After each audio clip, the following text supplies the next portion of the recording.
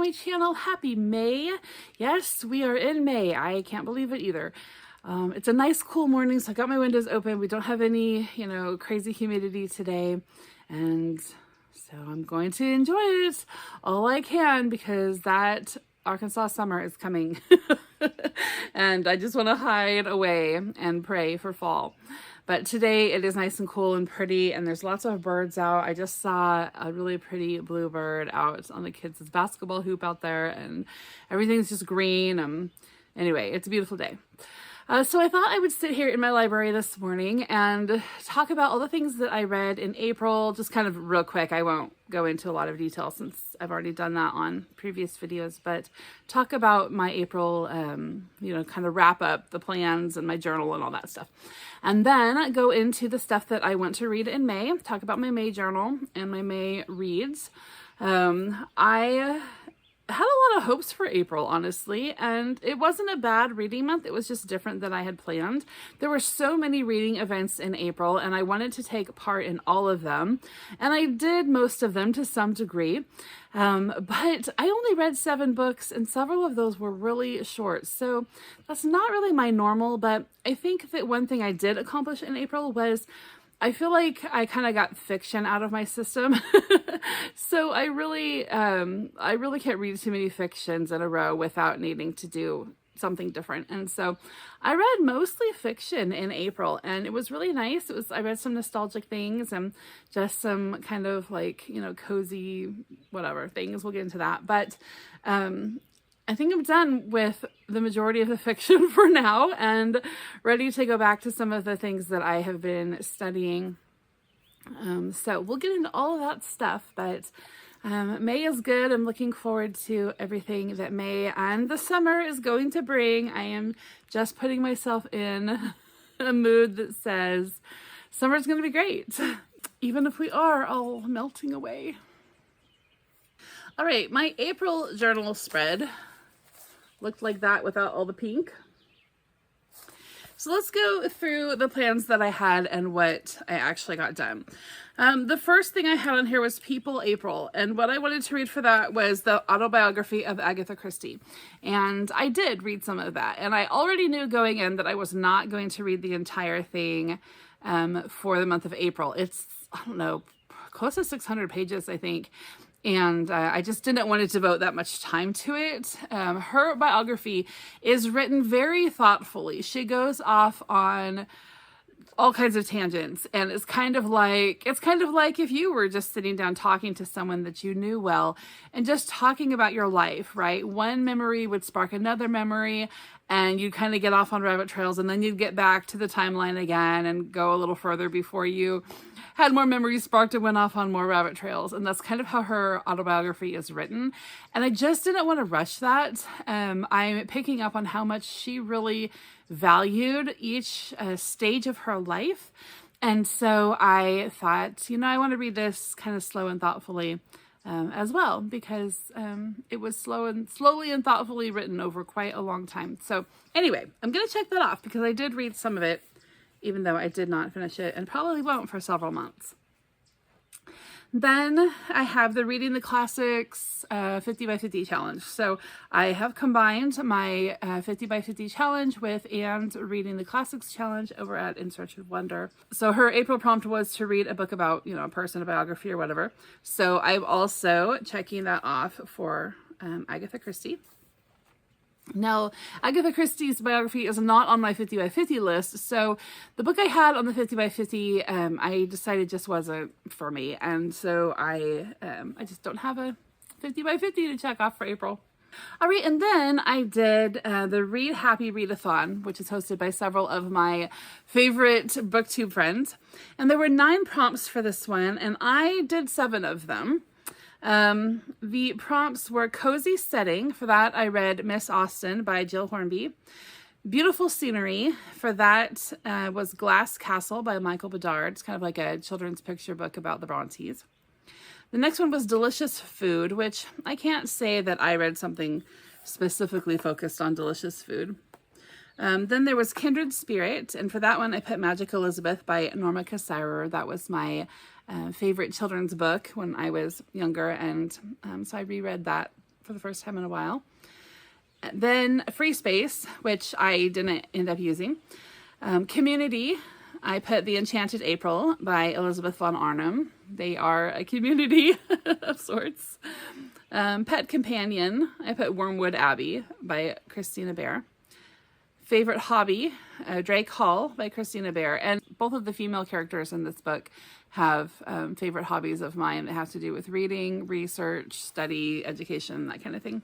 And then Happy Ending, which I put The Magician's Nephew by C.S. Lewis.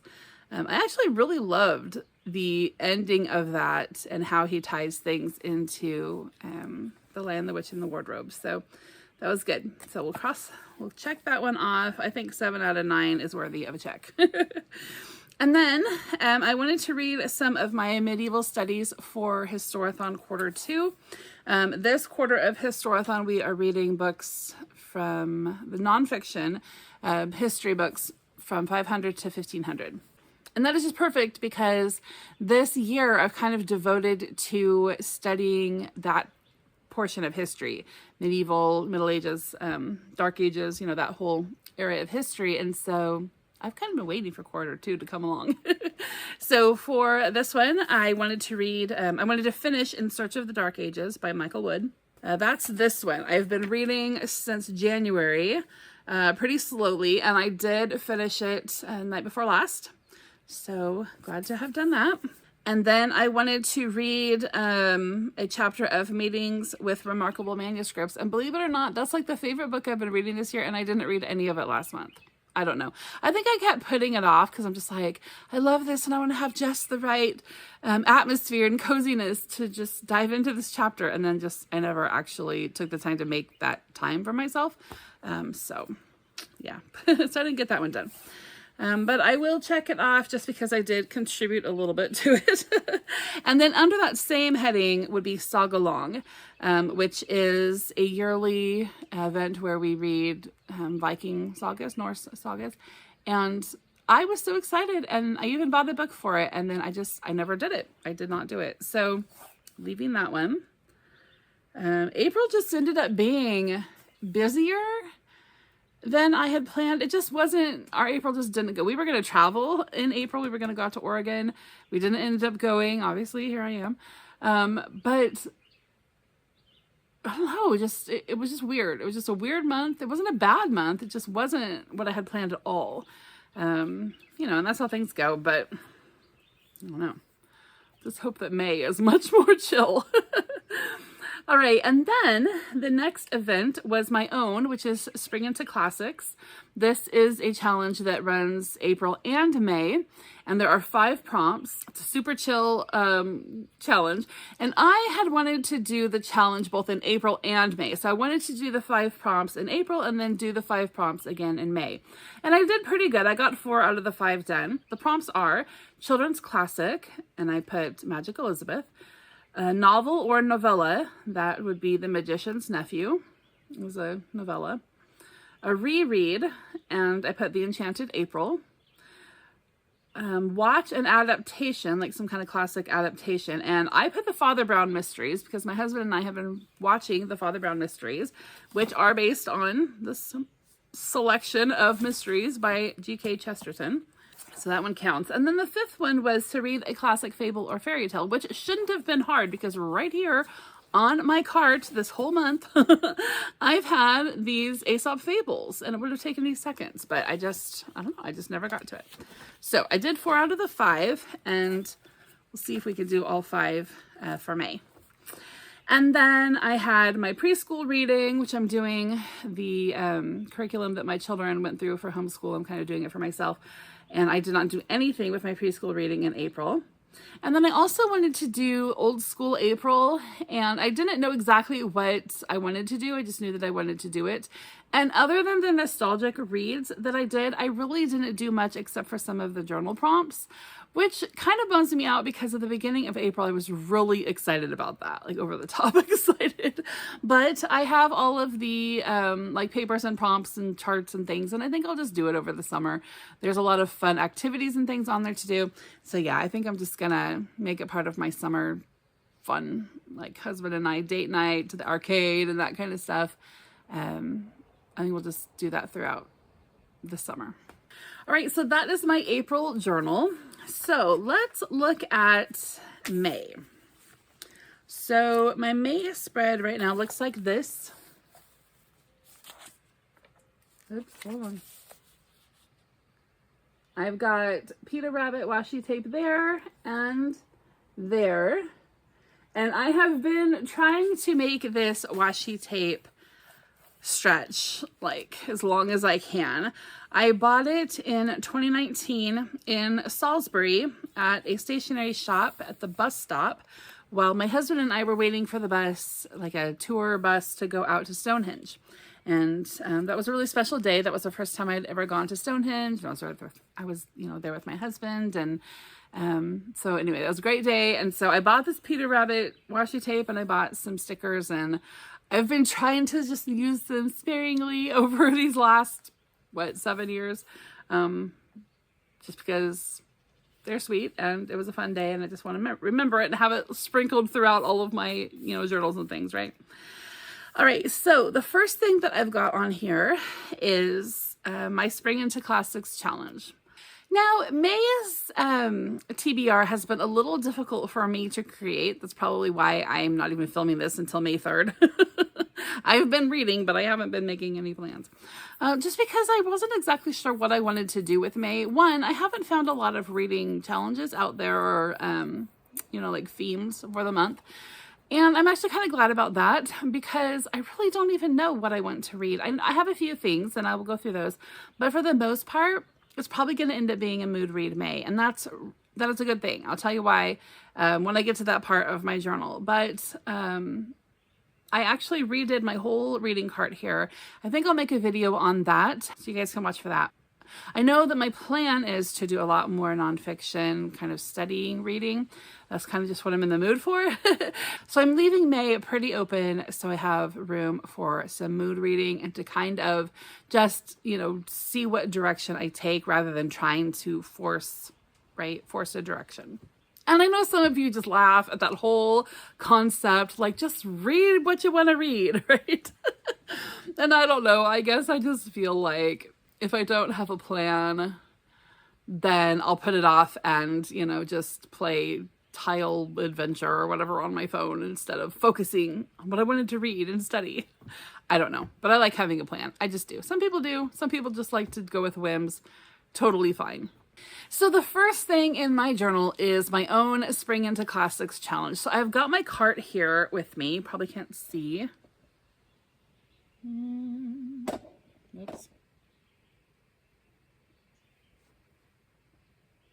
And I think what I'm going to do is just kind of look at some of the possibilities that I have on this cart, but I'm not actually going to write anything in the book yet. I think I'll just write them in after I read them, right? Just in case I change my mind. So the first one is to read a children's classic. The only children's classic that I have right here close to hand is Countess Kate by Charlotte Mary Young. I don't know anything about this. In fact, I never even heard about it before, but I was in my favorite bookstore down in Tawnytown, and this was just standing alone on the top of a shelf waiting for me to grab it. So I did. So yeah, that might be what I read because that's the only one I've got on here. But if it looks too heavy, I might pick out something else. We'll see. Okay, and then the second one is to read a classic novel or novella. All right, I found 3 on the cart that I think I might actually want to read this month. One of them I'll save for a minute because that's actually for another challenge on my list. But then I've got this novella, The Country of the Pointed Firs. This one I think is 1898 by Sarah Orne Jewett.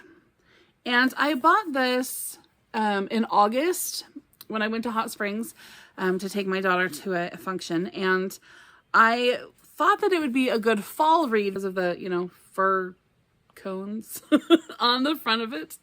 But it actually turns out it's a summer read. So I put on my summer cart and I might read that one. And then the other one is Frederica by Georgette Hare. And this would only be my second Georgette Hare. I didn't love my first one, but I read it while I was in England.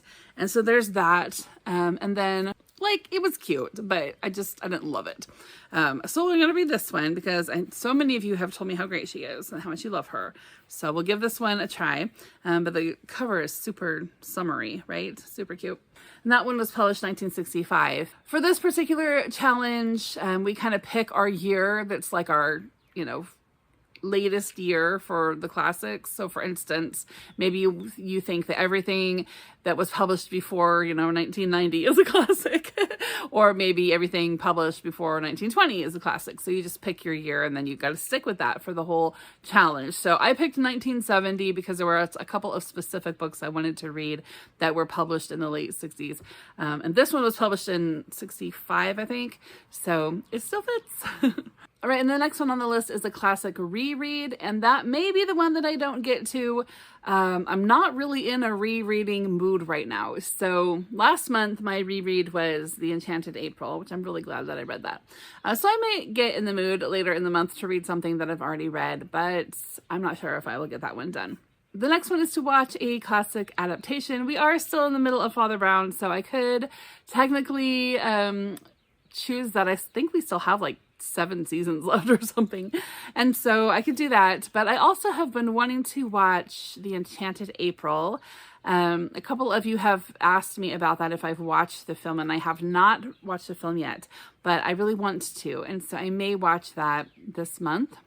And then the 5th one is to read a classic fable or fairy tale, and as you know, I have this lovely edition of Aesop's Fables here, so hopefully I will actually sit down and read a few of them to complete that prompt for this month.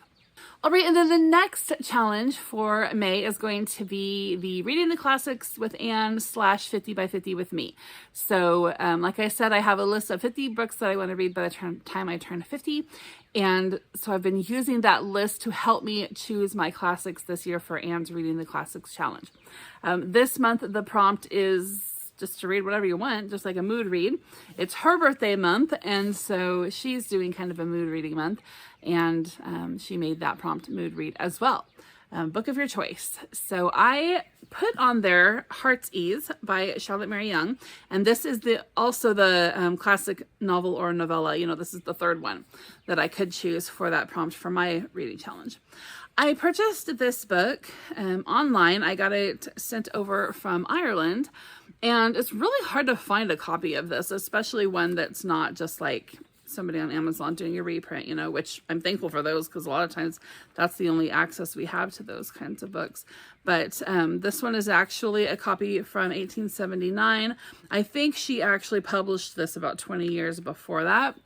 And I wanted to read this book because parts of it, at least, are set in Winchester. When I was in Winchester this past summer, I read a portion of this at Winchester Cathedral, and they are at the cathedral when they're reading this. And so I really want to read this. It is like 550 pages long, though, guys. So I don't know. I don't know if I will read this at all this month, or if I will read the whole thing this month, but it is my goal. It's on my 50 by 50. I really do want to read it. I just don't know if I can do that much Victorian melodrama and still enjoy the rest of the month. So we'll see. I might turn out to totally adore it. We'll see. I think I'm really gonna like it. Okay, so that is all of my fiction for May, which I'm not really excited about reading. Like I said, I'm just kind of not so much in the fiction mood anymore. So I might read things in a different order than I'm actually telling them to you. In fact, I know I will, but I might read some nonfiction first and then get into some of my fiction. So let's get into the nonfiction things that I have planned for this month. Like I said, it is Historathon Quarter 2. We are doing the kind of the medieval Middle Ages period from 500 to 1500. And so I have 4 books on my list for that quarter and for my medieval studies. A couple of them I've already read or started. So yesterday I read this, The Black Death and the Transformation of the West by David Herlihy. And this is a collection of 3 essays that were found after the author's death about the Middle Ages, and just actually some, I don't know, different opinions than what was you know, the common assumptions in academia. I really enjoyed this. I learned so many things. This is only 81 pages long and 3 different essays, but I really learned a lot. So I'll talk about this in my next reading wrap up, but I did read that already. So I got that one off my list. I read that yesterday. And then I started yesterday The Medieval Housewife by Tony Mount. This one, it's not that I'm not enjoying it. It's just that it's kind of basic. It's about women in medieval times. And she cites a lot of contemporary writings, you know, like poems and stories and just people's diaries, records. And so that sort of stuff I have not read before. And so that is really interesting, actually, that she was able to find so many people to reference. So she is a reenactor, and all of the photographs in the book are fellow reenactors at a couple of different events that she went to. So you've got people, well, here's her. And then she's got all these different, you know, people from her reenactment events to show the different costumes of women and the different things that they were doing. So it's been an interesting read so far. I just don't feel like there's a lot of things that are not super developed, and that's fine because I just think that's the nature of this book, right? It's introducing you to things and just giving you kind of like a broad overview of things. And then if you want to go dive in and do your own research, there's a lot of diving off points in this book. So it's been fun. One thing that we're kind of doing as a side quest as a family, in a couple of weeks, let's see, on the 17th. So yeah, 2 weeks from today, actually, we're going to go to the medieval like Renaissance fair that we have, it's nearby. It's in Muskogee, Oklahoma. So it's called the Castle of Muskogee. And it's just like a big, like medieval Middle Ages village. It is super cool. And I actually do have a video from last year when I took a couple of my daughters. I'll put that up here in the description box. But this year we're all going to go. My husband is even going to go with us. So we're looking forward to that. And that'll be kind of my little Middle Ages side quest to go along with my studies for this year. But looking in this just kind of got me excited for that festival, because that's what all her artwork is people doing festivals. All right, and then I went to catch up on meetings with remarkable manuscripts. I have 2 to do for that. And then the 4th one that I went to read this month for that, for those studies is also just a little one. It's called Medieval Tiles by Hans van Lemmen. And this one, I think I got this at the cathedral. Yeah, I got this at Winchester Cathedral 2 years ago when I took Sela, and haven't read it yet. But I love medieval tiles. I love the tiles on the floor of the cathedral, and I've talked to you guys about this. I have a video on that also that I'll link in here if you guys want to see. I've taken some video of the tiles on the floor. These ones are at Worcester Cathedral, but they're similar to some of the ones that are at Winchester. And I don't know, it's just things that intrigue me. Let's see. Oh, here we go. There's the ones at Winchester. But they have other designs too, but that's yeah, here's some other designs down there at the bottom. It's so interesting to me. It's so just amazing to walk across the floor that people were walking across, like, you know, walking on the same tiles that people were walking on in the year 1300 or whatever. It just blows my mind. So I'm going to look through that. So then the other like direction of study that I want to do for May is I want to do some prep for Jane Austen July.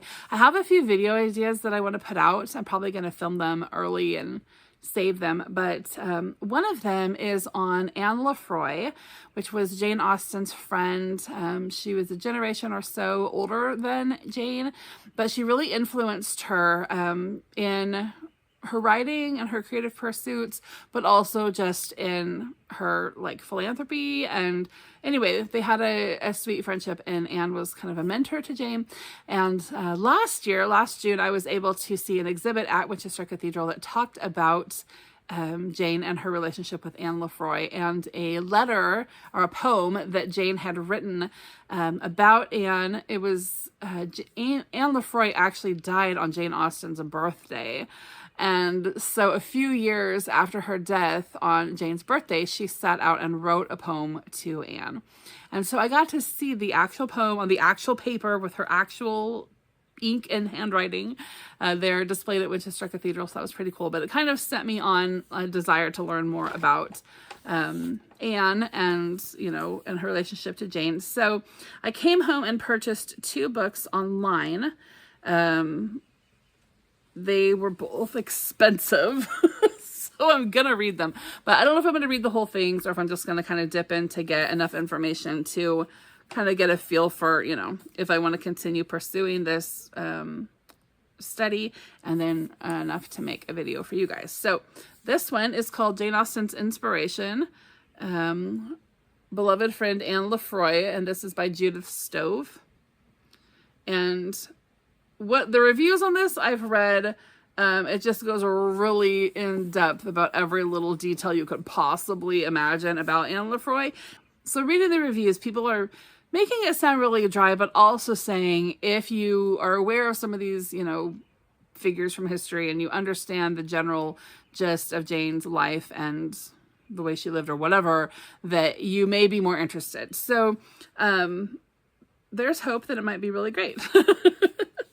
So I want to read or at least skim that. And then the second one is this one, The Letters of Mrs. Lefroy, Jane Austen's beloved friend, edited by Helen Lefroy and Gavin Turner.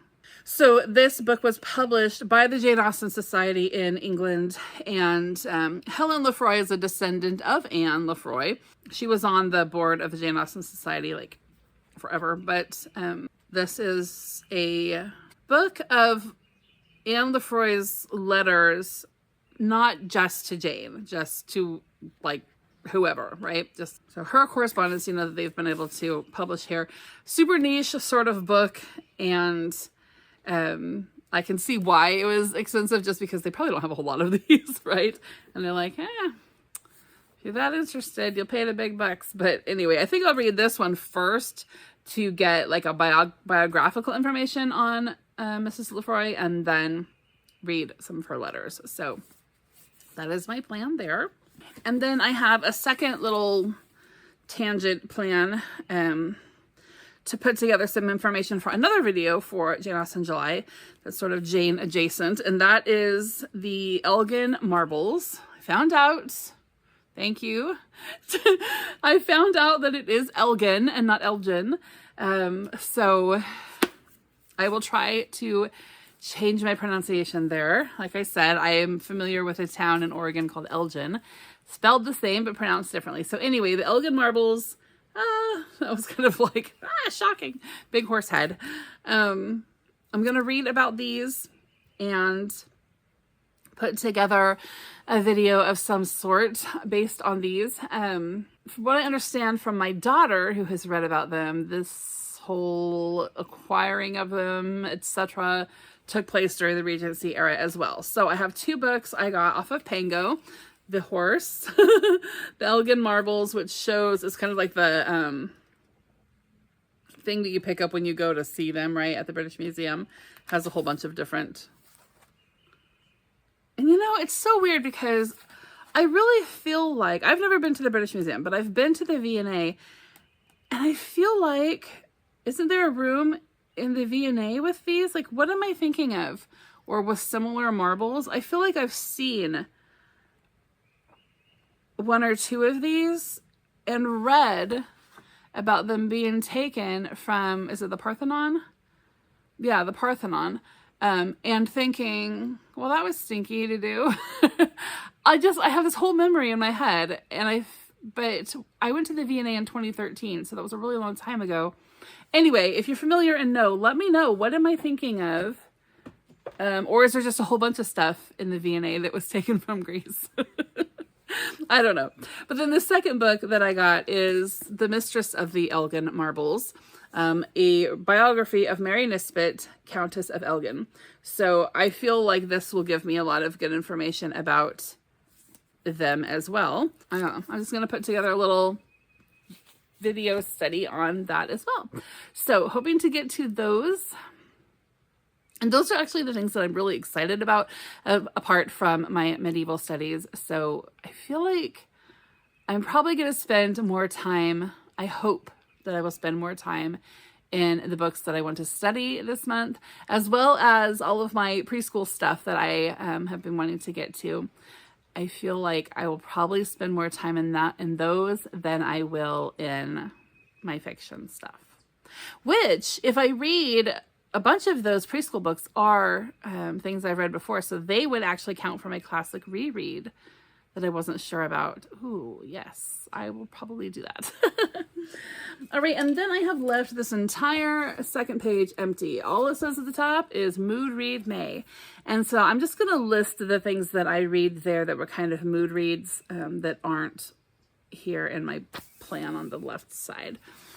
I really think it's going to be kind of a mood read summer. Like I said, I have Read on my cart. I took everything off of it and either got rid of some stuff or put it on the top or put it back on the TBR shelf. Which the TBR shelf, I don't know if you guys remember, about a year and a half ago or so, my TBR shelf was both of these 5-shelf bookshelves packed out with TBR books. Now I'm at just those 3 middle shelves of this one. So this, that, and that is all I have for my little TBR library. And then what's on my cart. And that's kind of why I did do the cart thing and put a bunch of stuff on the cart, because I really feel like my interests have changed a lot. And I do need to go through this TBR shelf again and get rid of some more things. Or at least just put them somewhere else in my library. You know, just put them into... The rest of my library is arranged either by nonfiction, which is on that side, or fiction that's on this side, and that is arranged by like time period. If there are things that I think I might want to read someday, or it's a book that I just want to have, or like as a rare book or whatever, I could just put it into my library and make more room on this TBR shelf for things that are kind of what I'm into right now. But I don't know. So that's kind of the plan for my TBR cart. And like I said, I will make a video talking about all of the things that I have on this cart for summer. It's like a mood, I'm kind of thinking mood read summer mixed with the things that I'm studying. I don't know how many events I'll take part in this summer other than Jane Austen July. And probably Anne's Pioneer one in August if you do that again, Anne. But I don't know. Unless somebody comes up with something really cool. I have no idea, obviously, what the next few months are going to bring. But what I would like to do is go through the things on this cart and at least give them all a try. And that will kind of help me clean out that TBR shelf between that and doing a big unhaul.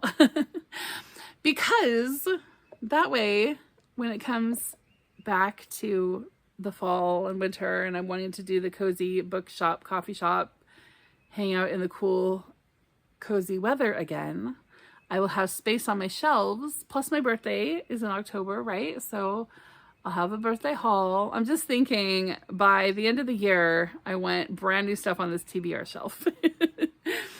But this is the season in which it's starting to get warm and muggy, and so it is the season that I will be staying inside as much as possible, probably not doing as much book shopping, but hopefully doing lots of reading as I sit and pray and suffer and wait for the cold to come back again. All right, guys, I hope that you are having a happy day. Hope you are enjoying the summer. I know lots of you guys are super excited for the warm. Lucky you. Happy you. I'm so happy for you. You guys can be happy for me when it gets all cold and blustery and you're wishing for the summer again. All right, guys, hope you're doing well. I will see you soon. Bye-bye.